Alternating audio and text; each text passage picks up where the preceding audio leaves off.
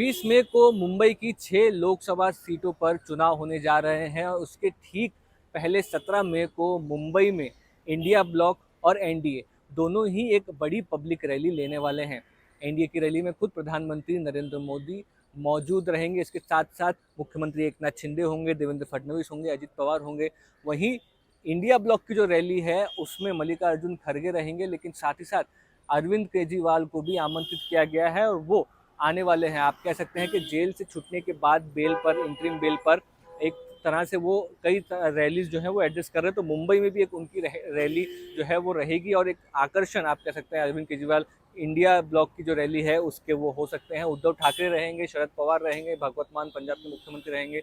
तो अब एक तरह से जो 6 मुंबई की सीटें हैं और मुंबई सिटी एक तरह से काफ़ी चीज़ों के लिए इम्पोर्टेंट है और 2019 के लोकसभा चुनाव में एनडीए ने ये 6 के 6 सीटें जीती थी। लेकिन इस बार जिस तरह से चुनाव दिख रहे हैं, आप कह सकते हैं कि नॉर्थ मुंबई की एक सीट थोड़ी सेफ मानी जा रही है इंडिया ब्लॉक के लिए, एनडीए ब्लॉक के लिए। लेकिन उसके अलावा 5 सीटों पर मुंबई की एक कांटे की टक्कर है, ऐसी सिचुएशन बनी हुई है। इन 6 सीटों में आप कह सकते हैं कि बीजेपी ने 3 कैंडिडेट्स दिए हैं, एकनाथ शिंदे ने 3 कैंडिडेट्स दिए हैं, शिवसेना एकनाथ शिंदे ने। साथ ही साथ इंडिया ब्लॉक के अंदर उद्धव ठाकरे ने 4 सीटें दी हैं मुंबई में और 2 सीटें जो हैं वो कांग्रेस लड़ रही है। अब इन चीज़ों में आप कह सकते हैं कि जब ये दोनों बड़ी रैली जो है ये एक दिन में होने वाली है। एनडीए की जो रैली है जिसमें पीएम मोदी रहेंगे वो मुंबई के शिवाजी पार्क मैदान पर होने वाली है और आप कह सकते हैं कि इंडिया अलायंस भी इसी ग्राउंड पर वो रैलियां करना चाह रहा था। लेकिन ये शिवाजी पार्क जो मैदान है ये ऑलरेडी एनडीए को अलॉट हो गया था। इसके लिए अब ये जो बड़ी पब्लिक रैली होने वाली है ये बीकेसी पर होगी इंडिया ब्लॉक की।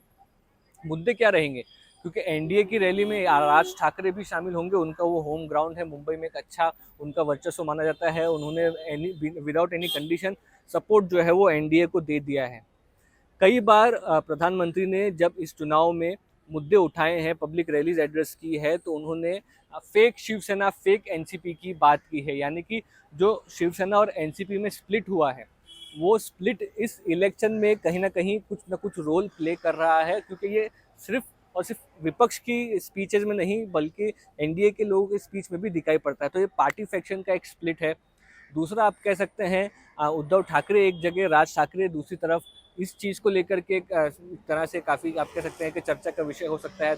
तीसरी बात जो होगी कि अरविंद केजरीवाल जेल से छूट के आने के बाद बेल पर एक तरह से एनर्जी में दिख रहे हैं और वो वोटर्स को वो ऊर्जा पास ऑन करने की कोशिश कर रहे हैं, तो वो एक बड़ा इम्पैक्ट।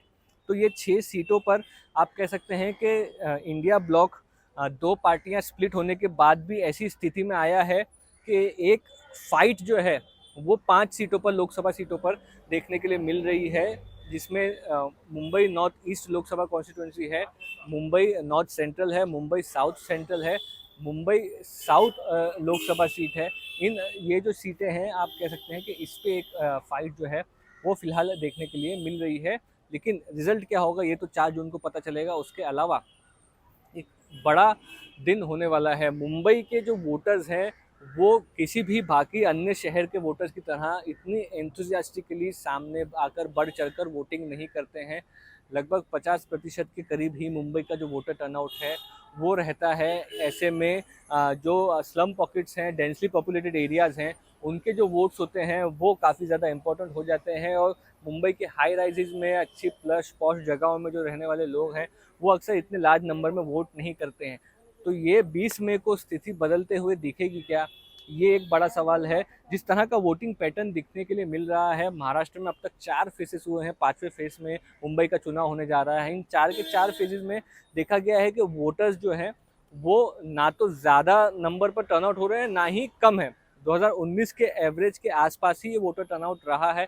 तो इसी तरीके का ही वोटर टर्नआउट जो है वो मुंबई के चुनाव में भी रहेगा। दूसरा एक बड़ा आप कह सकते हैं कि प्रश्न यहाँ पर है कि शिवसेना स्प्लिट होने के बाद ये पहला चुनाव होने जा रहा है मुंबई में। शिवसेना एक बहुत इंपॉर्टेंट पार्टी, एक बहुत इंपॉर्टेंट रोल, मराठी मानुस ये कॉन्सेप्ट जो है ये मुंबई में काफ़ी एक रेलेवेंस रखने वाली चीज़ है। तो ज़्यादातर जो मराठी स्पीकिंग पॉपुलेशन है वो किसे मतदान करेगी, शिवसेना एकनाथ शिंदे को या फिर शिवसेना उद्धव ठाकरे को?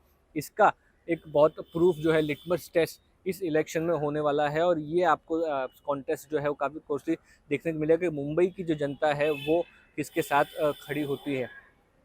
तीसरी आप बात कर सकते हैं कि मुद्दे एक तरह से कह सकते हैं कि जो बीजेपी या एनडीए के कैंडिडेट्स रहे हैं उन्होंने अब की बार 400 पार, मोदी जी के किए हुए काम और नेशनल इश्यूज़ को लेकर के लोगों के सामने वोट मांगे हैं। क्योंकि आप कह सकते हैं कि सभी जो मेंबर ऑफ पार्लियामेंट के लिए खड़े हुए हैं एनडीए से लोग, वो फर्स्ट टाइम ही लड़ रहे हैं। बीजेपी ने अपने 3 के 3 जो सिटिंग एमपी थे वो रिप्लेस किए हैं, न्यू फेसेस सामने लाए हैं। उज्ज्वल निकम है, मीर कोटेचा है, आप कह सकते हैं कि पीयूष गोयल है, इन लोगों को सामने लाया है। वहीं पर यामिनी यादव भी एमएलए थी, रविंद्र वाइकर एमएलए थे, अब शिवसेना एकनाथ शिंदे ने उनको मौका दिया है। तो ये नए फेसेस हैं, नेशनल इश्यूज पर रिलाई कर रहे हैं। वहीं पर जो महाविकास आघाड़ी के दिए हुए फेसेस हैं वो उद्धव ठाकरे की पॉपुलैरिटी हो, पार्टी तोड़ी गई है इस चीज़ को हो, कॉन्स्टिट्यूशन बचाना है, इस नैरेटिव पर चुनाव लड़ रहे हैं। जनता किसका नैरेटिव एक्सेप्ट कर रही है और किसका रिजेक्ट किया, 4 जून को पता चलेगा। कैंपस साई प्रसाद पाटिल के साथ मुस्तफ़ा शेख, चुनाव आज तक।